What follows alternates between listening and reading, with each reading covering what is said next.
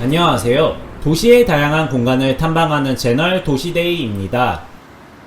오늘은 부산 원도심의 중심 시가지인 옛 부산시청 자리였던 곳에 세워진 부산 롯데타운에서부터 중앙대로를 따라 부산 세관 입구까지 탐방해 보겠습니다.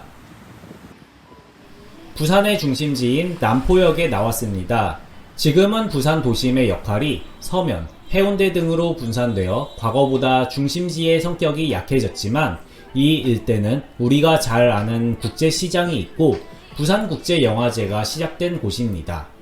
광복로에서 중앙대로 방향으로 걸어가면 13층 규모이며 2009년부터 순차적으로 개장한 부산 롯데타운이 나옵니다.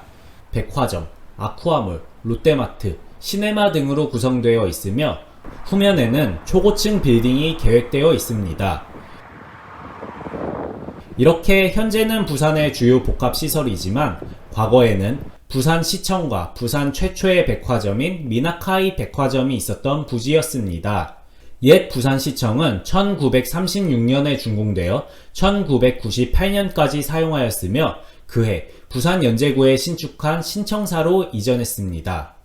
미나카이 백화점은 1937년에 개장했으며 당시 부산에서 가장 높은 건물이었고 엘리베이터도 운영되었습니다. 이후 6.25 전쟁 시기에는 병원으로 사용되다가 전쟁 이후 상공회의소로도 쓰였으며 1987년도부터는 부산시청 별관으로 사용되다 부산 롯데타운 건설을 위해 부산시청과 함께 철거되었습니다. 부산 롯데타운의 핵심 시설이 될 초고층 빌딩 계획에 있어서 부산 최초의 백화점과 핵심 공공시설이 있었던 자리이며 바다와 면하고 있어 개발 방향성에 대해서 많은 시민들의 관심을 받고 있습니다. 부산 롯데타운 맞은편에는 8층 높이로 중앙대로 코너에 길게 면하고 있는 건물이 있습니다. 1968년 준공된 부산 최초의 주상복합 건물인 부산 데파트입니다. 데파트는 백화점을 뜻하는 디파트먼트의 일본식 발음입니다. 지하부터 4층까지는 상가 건물이고 6층부터 8층은 주거로 지어졌습니다. 4층과 6층 사이에 창문이 없는 층이 있는데 하부의 상가를 위한 건물 구조에서 상부의 주거 건물 구조로 바뀔 수 있는 역할을 하는 트랜스층이 숨어 있습니다. 주거가 시작되는 6층에 내리면 5개 공간이 나오고 그 5개 공간을 둘러싼 집들이 펼쳐져 중앙대로의 번잡한 환경에서 벗어나 아늑한 공간이 형성되어 있습니다. 부산 데파트는 지은 지 50년이 지나 재건축을 추진하고 있다고 합니다.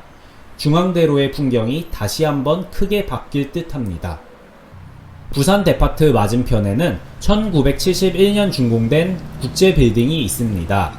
부산 MBC와 국제신문의 사옥으로 쓰였으며 철골 구조의 곡선 모양의 PC 판넬 커튼월을 사용하는 등 당시 최신 건설 기술로 지어졌으며 준공 당시 부산에서 가장 높은 빌딩이었습니다. 1990년대에 들어서 MBC와 국제신문이 다른 구로 이전을 했습니다.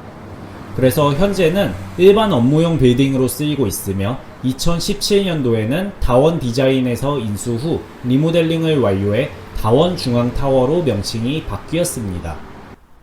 야간 LED 조명을 외관 패널 사이사이에 설치해서 부산항과 중앙대로 양쪽에서 LED 조명 전시를 볼 수 있습니다.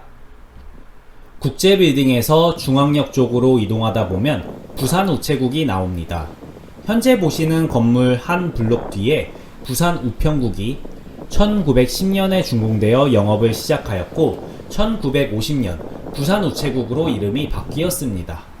그러나 1953년 발생한 영주동 대화재로 옛 부산역과 함께 소실되었습니다. 광복로에 위치한 건물로 이전하였다가 1959년부터 현재 부지에 자리를 잡았으며 1989년 증개축을 통해 현재의 모습이 되었습니다. 특히 베이지 톤의 석재 마감 재료와 고동색의 유리 커튼월이 조화를 잘 이루어 편안한 느낌을 주며 시간이 지나도 물리지 않고 우체국의 빨간색 로고가 포인트가 되어 색감의 조화가 마음에 드는 건물입니다. 부산 우체국을 지나 중앙역이 위치한 영주동 사거리에서 세관 삼거리 방향으로 가보면 과거 부산역이 소실된 곳에 지어진 교보생명 중앙동 사옥이 보입니다. 서울의 붉은 벽돌 커튼홀로 유명한 강남 교보생명과 삼성 리움 뮤지엄 1관을 설계한 스위스 건축가 마리오 모타가 1990년대 초에 설계한 건물입니다.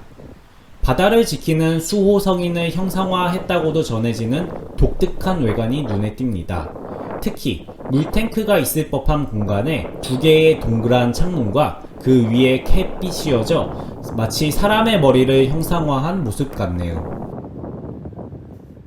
전면부 가운데에는 홈이 파고든 공간이 입체감을 주고 기능적으로는 실내 깊숙이 자연 채광을 끌어들이는 역할도 합니다. 상부에는 화광석 패널에 리듬을 주었는데 얇게 재단된 석재 마감 재료가 마치 종이처럼 느껴집니다. 측면부 파사드는 고층 빌딩에서 흔히 보기 힘든 차양이 각 층마다 있으며 상부에 엠보싱 모양의 둥근 창문이 인상적이네요. 마리오 모타가 설계한 교보생명 건물 바로 옆 건물이며 동시에 옛 부산역이 있었던 곳에 1986년 준공한 부산무역협회 건물이 있습니다. 우리나라 무역의 행정 절차를 담당하고 있어 대한민국을 주요 수출입국으로 성장할 수 있도록 기여를 한 기관 중 하나입니다. 건물 전면을 보면 앞에서 본 국제빌딩이나 교보생명 건물과는 달리 폭이 상대적으로 좁아 세장한 느낌이 듭니다.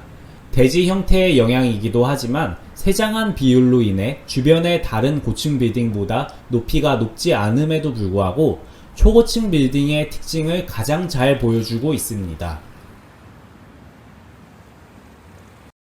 또한 코너를 각이 지지 않고 원형으로 마감한 것도 특징입니다. 건축가는 외장 재료를 반사 유리와 불소수지 코팅 알루미늄으로 검은 톤의 금속적인 느낌을 주려 했다고 합니다. 이상으로 부산 원도심 중심지인 중앙동 탐방 1부를 마치겠습니다. 2부에서는 부산무역협회 맞은편 부산쇠관에서 출발해 부산항 일부들을 거치고 대교로를 따라 부산대교를 통과해 영도 초입까지 탐방하는 영상으로 찾아뵙겠습니다. 시청해주셔서 감사합니다.